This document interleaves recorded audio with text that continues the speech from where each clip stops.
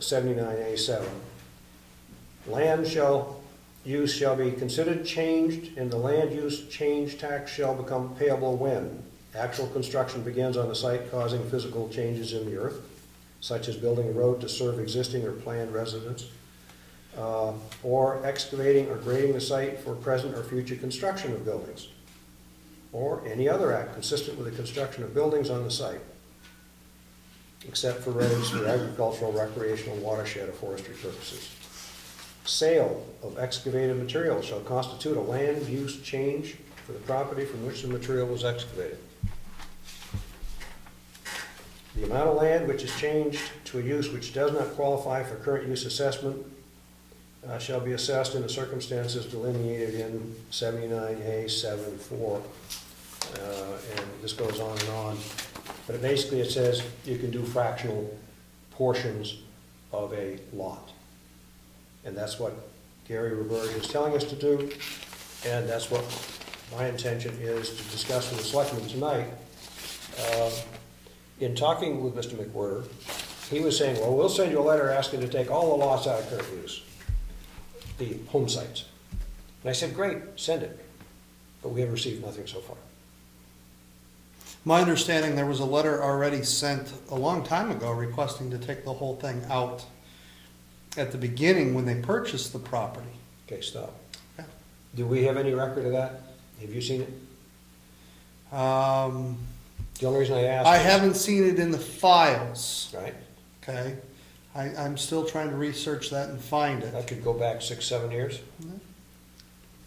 I have received a copy of the letter that he sent me, but until I find it in my files, I can't verify whether or not that letter ever arrived here or not. He said he delivered it to you.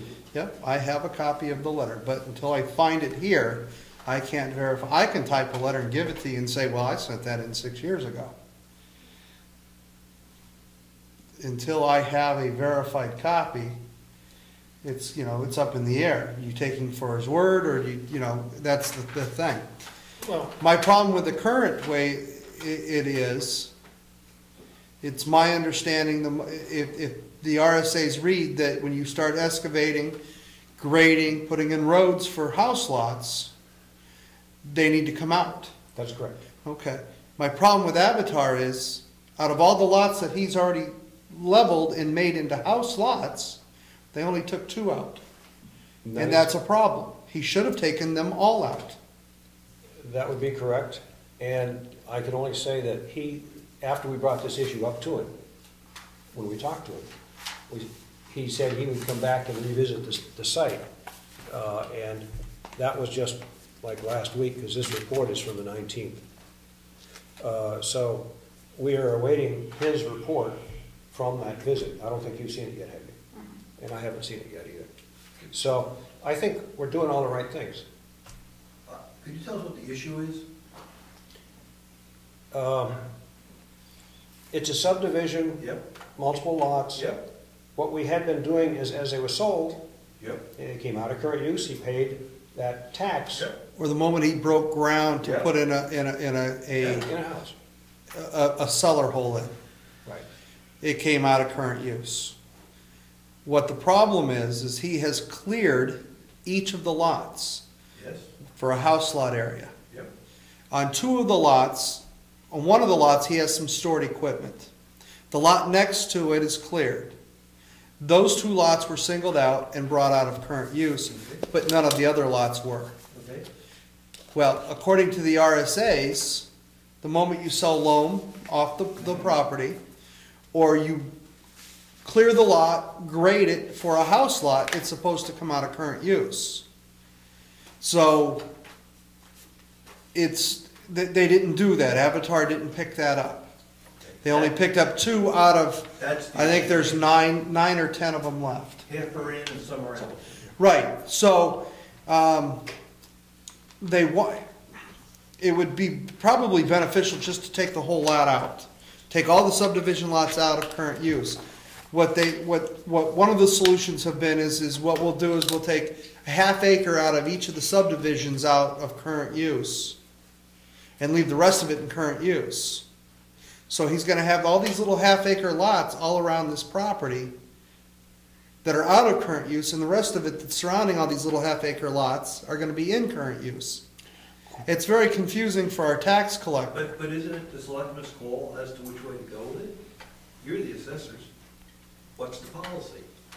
I started to write a letter, it's in our files, saying, for the selectmen's consideration, that we have a policy where, until it is sold, we don't take it out of current use. I ran that by legal counsel, and she said, no, do not do that. You know, don't even think about it, because it raises legal issues, and you don't want to get into that. So far, the advice we've had from Avatar was good, except that it wasn't extensive enough. We're hoping to expand it to include all the lots. Part of the problem is, when you take that half acre out, that is at its land value. When they sell it for $50,000, we get 10% of the sale price. So that's $5,000. So there's money involved as well. But a lot of developers don't have the money to pay that, to just arbitrarily take it out of current use. They got to sell it to get the money to pay the bill. But in question for you. Sure. If it's taken out at the very beginning, I have no idea what he paid for this thing. I'm sure it's on record somewhere what this thing he was paid for it. He would pay the fee if he took it out at that time. Whatever's on the property assessment card. Let's for the sake of argument say $400,000. He would pay 10% of that. $40,000 for all of them. For all of them in one shot, he'd have to put up by taking them out. Each one with their own tax card. By doing it one at a time, everything else is under current use, and he gets one lot at a time. He has to pony up the money when it's sold. Right. If a lot sold for $50,000, he has to put up $5,000. Or if it's under the part that comes under current use, or when the whole thing comes out. Is he saving money, I guess, because the property value is going up, or he's now selling them as lots? Does he tend to make more money one way or another? I think it's a cash flow issue. Many developers don't have enough money just to pay that $40,000 up front. Mm-hmm. No, because if he's got 14 lots and he sells them all for $50,000, and you take them out one at a time, it's 14 times 5. Where if the property was $400,000 for the whole property and he took it all at once, that's $40,000. There's big financial numbers difference if you took it all out in one lot versus subdividing it into 14 lots and then taking out 14 different lots. All right, my next question is, that's what I was getting at. There is a big financial thing here. Does a property owner have a right to take their property out at any time they want out of current use? Example, Mrs. Johansson had 100 acres. She split off 2 acres through the planning board. And at the time of the sale, 10% of the sale price was set aside by the bank to pay the tax when it was built. So they're still holding the money until we sort out this issue of the 2 acres with Mr. Comeau. But only the 2 acres was taken out. But only the 2 acres was taken out. My understanding is once you put use. your land in current use, and I'd have to verify it through the current use guide, once the land is in current use, you cannot just arbitrarily take it out of current use again. Unless you're going to build upon it or subdivide it, And there's one or if other- you change the use of that land. Yeah, Like that's the key. It's so simple, the key to it, current use, whatever the current use is. Right. It's made much more complicated than it really is. You change that current use. And the whole subdivision has been changed. Okay. It's no longer a timbered lot, it is now a subdivision with house lots. So the whole lot needs to come out. Yeah. There is one other way to do it, and that is you can pay all the back taxes you should have paid if it had not gone into current use. Now, let's say you did it a year ago. Where does it It'd say probably be that? cost effective. If you do it 10 years later, you probably wouldn't want to do it. I believe it's on the books, Diane. Never heard that. Well, not many people ever do it. It used to be on the books, I'll put it that way. figuring it out, you could have a piece of property that's been in use for current for 50 years, and you'd have to go But- back and figure out how much taxes But were that's each just one of it. those 50 years. At that point, obviously, it wouldn't be economically feasible to do that. Right, My you're point only is, if looking, it's only a couple of years- it's only been a year or two that it's been placed in current use when As you a take it out property that owner, way. you have the right to do that. I had somebody in town that asked me to do an analysis of some property. And at the time, he was an attorney, so I made sure I did my homework when I did it. And those were the choices.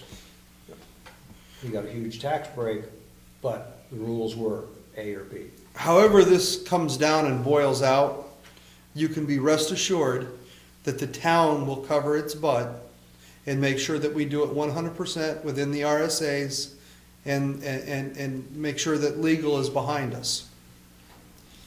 So it's just a matter, now we're waiting on Avatar to get back to us with his findings.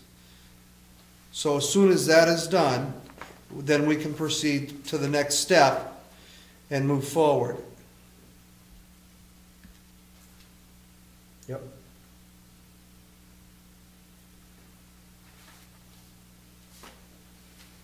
Any other questions on Drew Farm? Phil?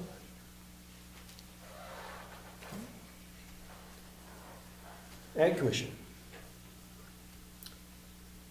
Cable Committee, I'll pass that over just for grins. Thanks. Oh, give it to Frank. Thank you.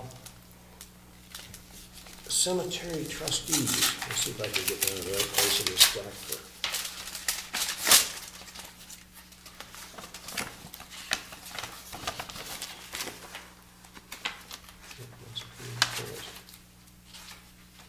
How did I get to that? Just for the record, there were 2 burials that took place in the town on Monday, the 27th of June. Albert D. Goslin was buried in a new burial ground on the Goslin property on Tibbetts Hill, and a permit was secured from the funeral home before the burial. You don't need to write all that. I'm going to give you this copy. Save you a risk.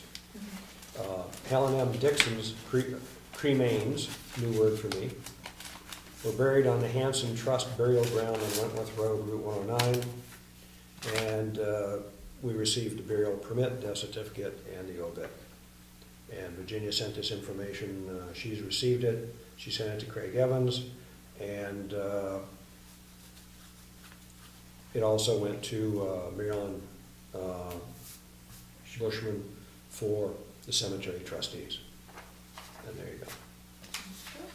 And the cemetery trustees have requested that instead of selling the pole saw, that we give it to them Right? in utilization to trim trees that are overgrowing the burial grounds. Let's get it right, because there's only one cemetery in town, and that's the town-owned one. To trim the overgrowth of trees around the burial grounds that they are responsible for.